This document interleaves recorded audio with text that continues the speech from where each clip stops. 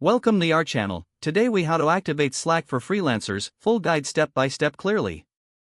To activate Slack for freelancers, start by visiting the Slack website at slack.com. Click on the Get Started button on the home page. Choose the option to create a new workspace. Enter your email address in the provided field. Check your email for a confirmation link from Slack. Click the link in your email to verify your address. You will be redirected back to Slack to set up your workspace.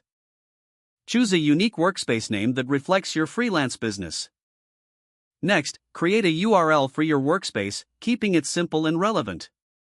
Fill in your full name and create a password for your account.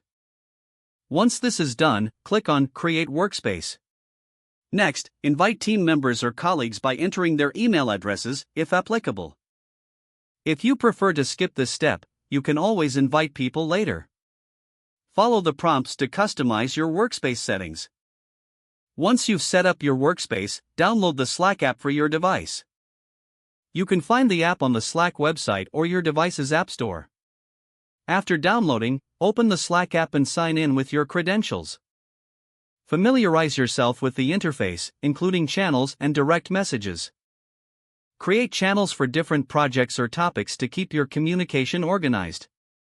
Set your notification preferences to stay updated on important messages. Finally, start using Slack to communicate with clients and fellow freelancers efficiently.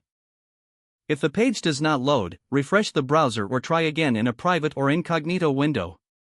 Make sure you are using the correct email address, then retype it carefully to avoid small typos.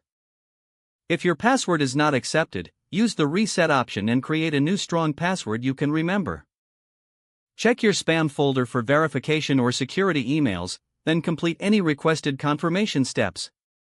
Enable two-factor authentication if available to improve account security and reduce unauthorized access risk.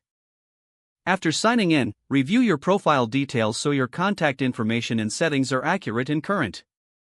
If you see an error message, note it down and try again after restarting your device and internet connection. Log out when you finish, especially on shared devices, to keep your account and payment information secure. Don't forget to like this video and subscribe to our channel for more step-by-step tech guides.